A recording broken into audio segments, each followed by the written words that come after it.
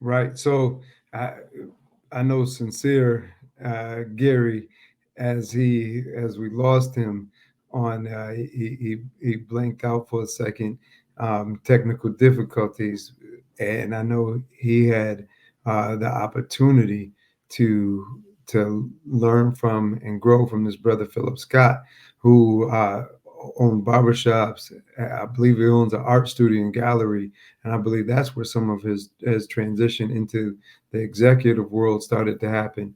Um, Overall, this brother Gary has been through so much and had so many opportunities to work and learn and grow, and he has done everything he can to shift and change.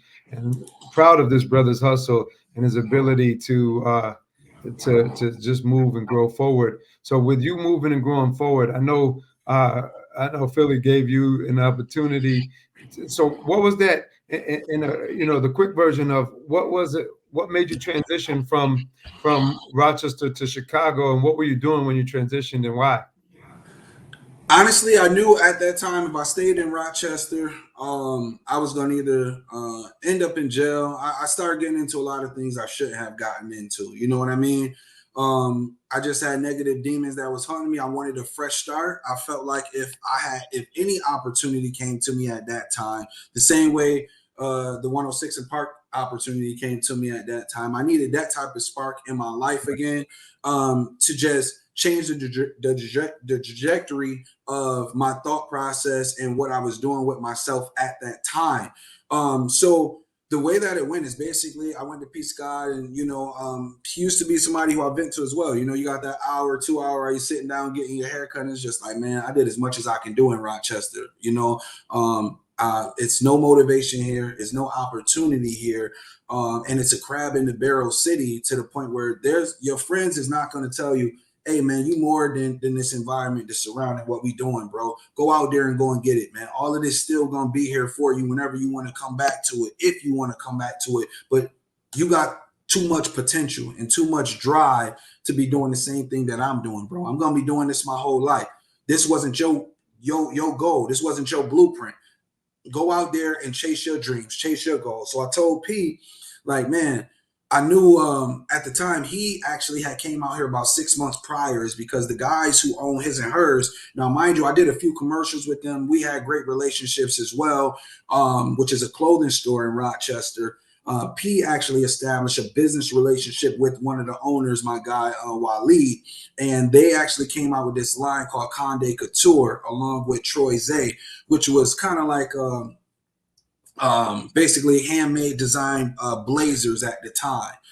So he came out here with that opportunity, and at the time, they opened one clothing store, and they were in the process of opening a second clothing store. So when they opened the second clothing store, they're like, "Yo, we need somebody to come out here run the store. We can't be hands on with it. It's in a different part of the city."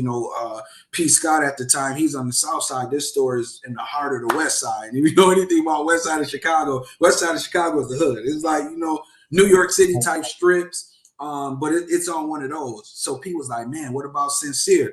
He actually hit me, say he's looking for an opportunity for a fresh start. I was actually on the time at that time in the process of, like I said, filling out temp agency jobs, work Yeah, going from I was God, working God at provided an opportunity. He spoke to yeah, you. working at Sutherland, man, I'm depressed. So now it's like he hit me, was like, bro, if you still want to come out here to Chicago, literally, bro, they opening a new store. I shot your name out there. You could come run it. Holla at Willie. So I'm like, perfect opportunity. I hit Will up, which is my guy. Said, Willie, if you give me an opportunity just to move to Chicago, and he like Willie said, I'm gonna do something better for you. I'm gonna give you a chance to pursue your music. So one, you're gonna be running the clothing store. I'm giving you the keys to it, green light, boom.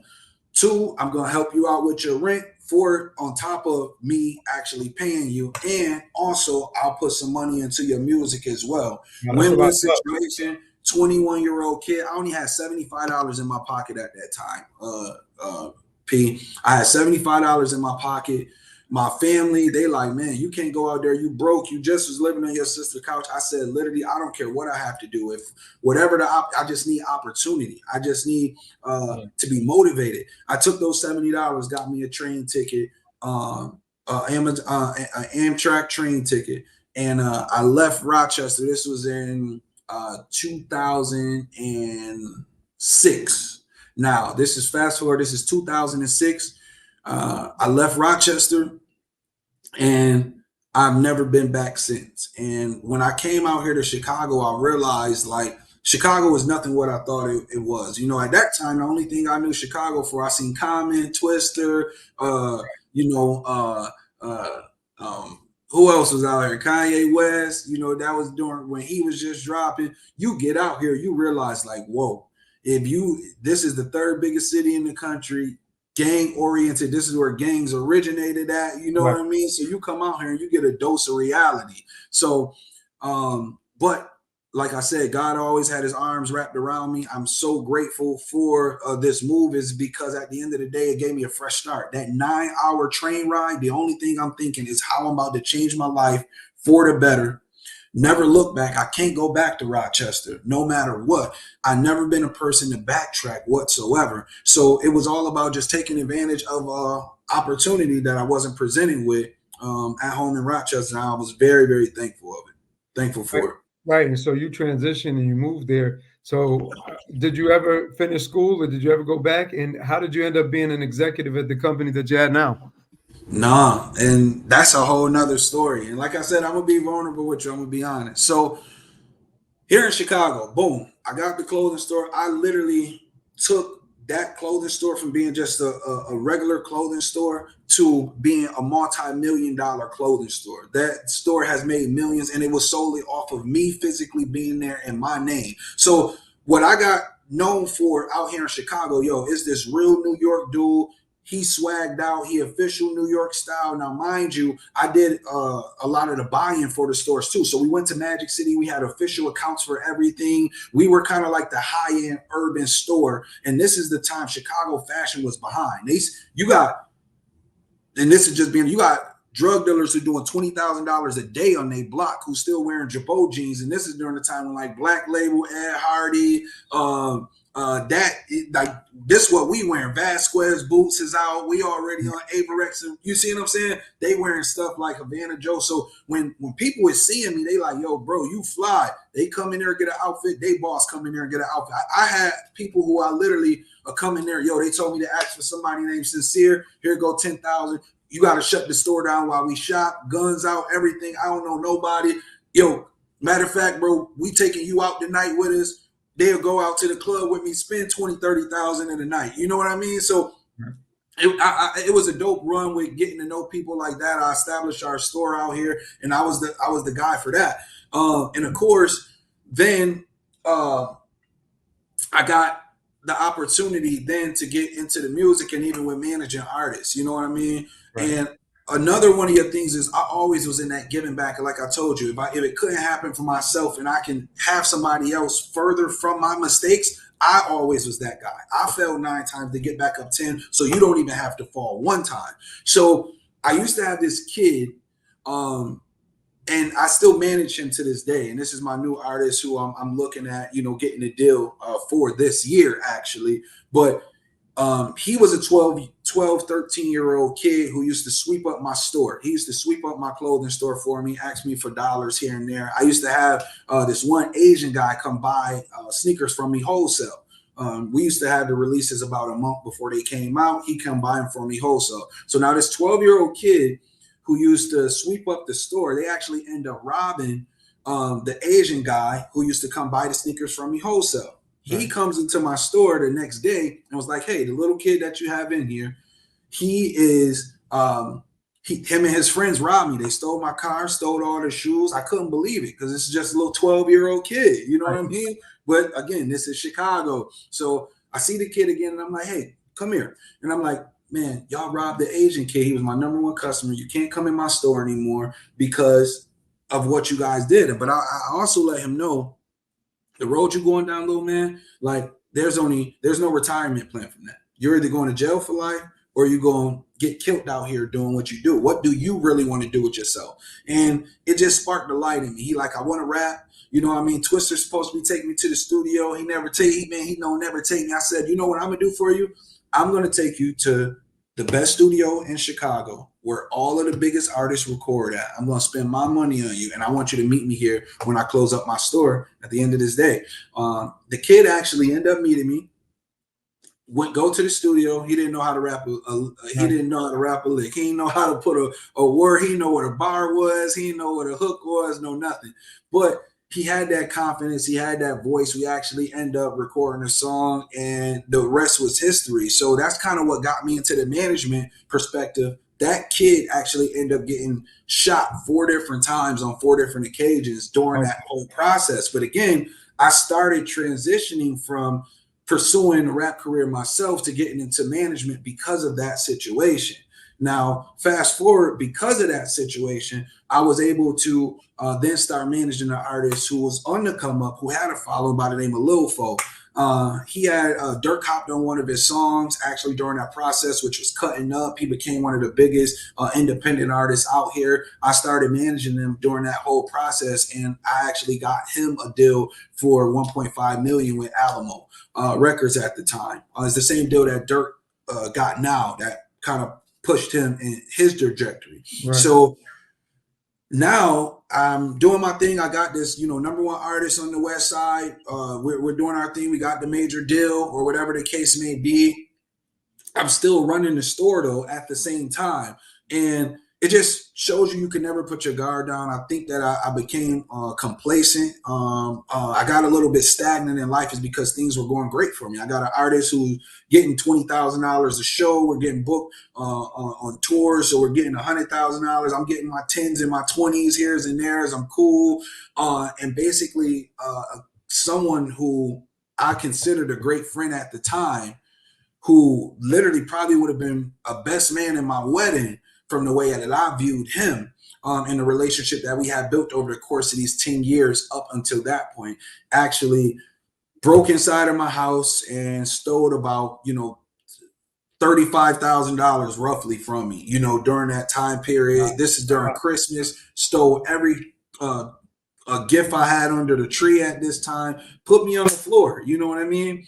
So it was like right in that process where I found myself, I found what I was doing, my purpose. I got into it. I seen success from it. Everything was on the up and up. I get knocked back down to the ground, all the way to the ground now is because this individual who now knows everything about me, from where I live, how I move, the way I met him, my job at the store. He was attached also to my music career with an artist because it was one of his friends too. I had to let all of that go. That's why I had to stop managing my artists. I had to remove myself from the store. But again, blessing in disguise. And I feel like God always has a plan. I became too stagnant at the store. P. Scott used to run the other store on the south side of Chicago. P. Scott left the store 5 years before me, and he owns an art gallery now, and he works on the set of Chicago PD. You know what I mean?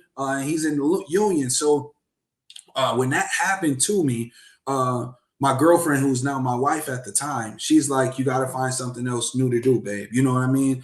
I haven't worked in so long is because now I've been running the store for 10 years. You know what I mean? I got into entrepreneurship with starting my record label and management company, which I experienced success from there. So, but now my lifestyle has grown. You know what I mean? My apartment is $4,000 a month. You know what I mean? My car payment is $1,000 a month. I'm used to quick, fast money or having this money on the side here. 35 for a rainy day, that gets taken away from me. Life still has to go on. So my girlfriend at the time, she said, hey man, I'm just gonna build you a fake resume. You've been a manager of a store, so you got managerial experience. At the end of the day, you know how to articulate yourself in a manner or in a job setting. You just have to shift your mindset. That same hustle, that same grind that you were giving your music, the same grind, the same dedication that you was giving that store, it now has to be restored and put into corporate America for a moment while we get things in order together. So she docked me up a fake resume. You know what I mean? I'm like, all I need is the same thing. Has always been that mentality with me, coach. Right. All I need is a shot. All I need is one opportunity. All I need is something, and I'm going to make the best of it. So, make a long story short, I got an interview at the Better Business Bureau. It was for a managerial role to where I was the person who gave businesses their accreditation in the Chicagoland area. My manager at the time was a guy named Kyle Harris. Cool white dude, man. Just, you know what I mean? He took a shot on me. I charmed him, and I looked at that as a hustle. So when I got the job, only thing I'm thinking is, man, please don't do no crazy. Even though I got nothing crazy in the background, I'm like, please don't double check on this resume, man. Right. So I was, work started at 9. I was in there at 8. If I was out of work at 5, I stayed to 6 and 7 o'clock every day. He seen the hard work and dedication that I was actually putting in, and it's just funny how God works in mysterious ways. So Kyle, he kept trying to get me to come out to watch a football game or go to a bar with them. You know what I mean? And I always was throwing them off because I'm living like a double life at this time. At this Right. time, again, I'm only doing this myself personally. Like, Right. let me just get a couple dollars so I can come back up. I'm putting on this suit. Hey, how's it going? My name's Gary Stanley. You know what I mean? I got my whole spill going on, and he. So I kept kind of just tossing him off. He's like, Gary, man, I'm not taking no for an answer. You're coming to watch this game with me tonight, man. And I'm like, I got you, Kyle. I got you. I'm gonna come kick it with you tonight, man. We can go and catch a game, man. Drink a couple beers, toss them back, whatever the case may be. I go to watch the game with him, and he was like, I'm glad that you came to watch the game with me today. And I pushed it so much is because I want to let you know before I let the company know that I'm actually leaving the company. The hard work and the dedication that you put in here. And during this time, I went through a very, very traumatic situation. I know we're over the hour, but if you want to Right. touch on Right. it, we can.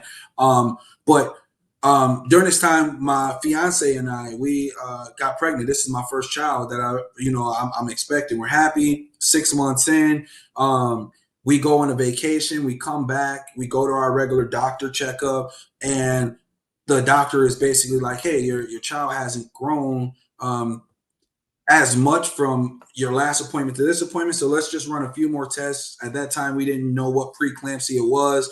They told her she would diagnosed with preeclampsia. So we had to stay in the hospital and we're only 6 months from that day all the way until she goes full term. Like, she couldn't even leave the room.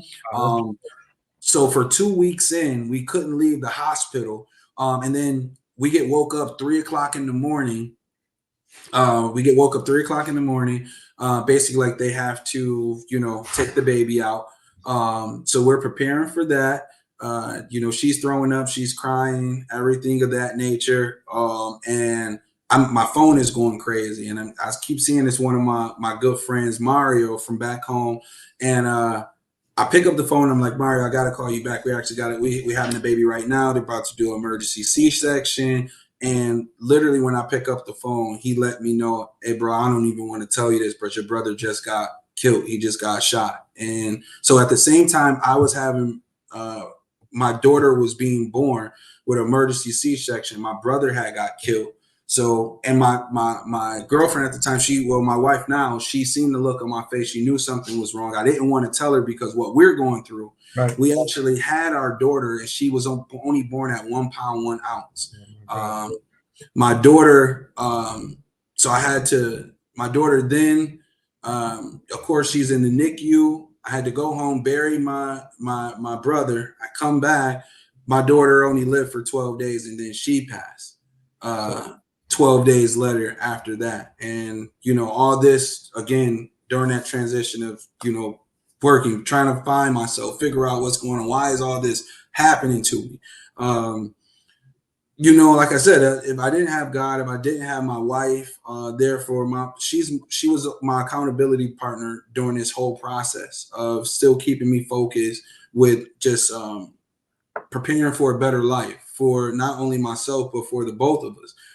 So I'm so grateful and thankful for her. And God has a way of working his way into your life. And like I said, the opportunity, fast forward to going out with Kyle, I went through this at work. I'm back working in a week or so, trying to get my mind off of the traumatic situation that I went through. And Kyle lets me know, hey, I'm moving on from the company. I'm getting an opportunity to become the COO of Grubhub corporate, the chief operating officer, and I want to bring you over. You're going to be the only person I bring from this company over here with me.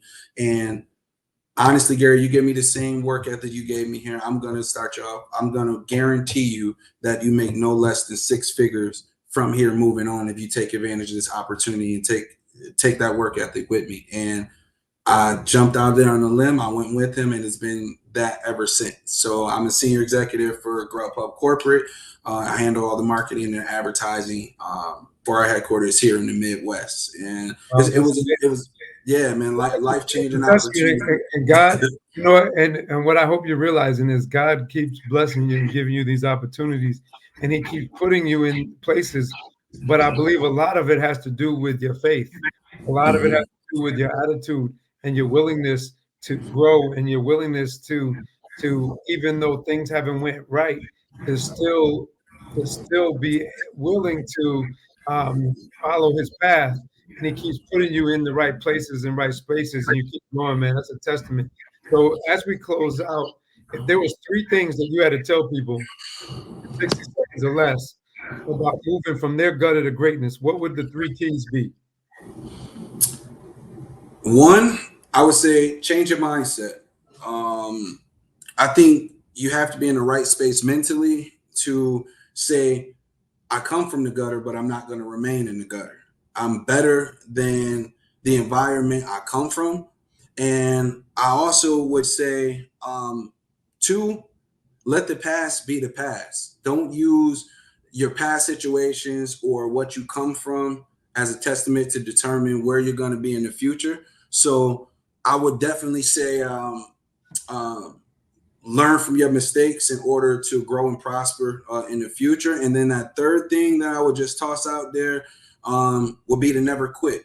As long as you never quit anything that you put your mind to, and you actually put in the work to do the things that you want to accomplish in life, you will be a walking testament, and you're moving closer in the direction of what you want to become, instead of staying where you are and using a situation that you come from as an excuse that will always be a burden and hinder your growth mentally, spiritually, emotionally, and even physically. You know what I mean? So those three things I'll say would have to be it. Change your mindset, let the past be the past, and never quit.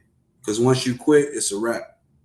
I want to thank you for coming on today, man. Much appreciated. And as we close out in a minute, you always end with the mindfulness minute. And you know, I think the biggest thing that I'm hearing from this is that people need to realize that excuses are the tools of the incompetent to build monuments Absolutely. of nothingness and bridges to nowhere. And so, like Gary has shared, there were a lot of things that he's been through that could have crushed him, could have killed him, whether it was in his youth, whether it was in his adult life. He's had these traumatic experiences, and he could make a lot of excuses, but instead they continue to be his reason. Instead, he continues to build bridges to walk through and over and around, and make sure that he's successful for him and his wife and for the rest of his family. And his mindset is giving them the ability to do things that a lot of people couldn't even imagine to do. But it starts with him and making choices to not make excuses and to do things the right way, and to do things, uh, and to stay strong and to not give up, to not quit. So even if you're out there and you're going through hard times and you have mental trauma and you have all these experiences, you not giving up and you fighting through it, but looking at it from a glass half full instead of half empty perspective, because it starts with your mindset, starts with your mind frame. And if you have the right mindset, you're going to have the ability to do things that you want to do. And so, this has been another episode from the gutter to greatness. I want to thank him for being on today. I really appreciate you, my brother. And, until Appreciate you as well. I ask everybody to tune in into your greater later. That's it for today's episode. So head on over to iTunes or wherever you listen to podcasts and subscribe to the show. One lucky listener that posts a review on iTunes will win a chance in the grand prize drawing for a $25,000 private epic VIP day with Dr. Miller himself. Be sure to head on over to guttertogreatness.com and pick up a free copy of Dr. Miller's gift. And join us on the next episode.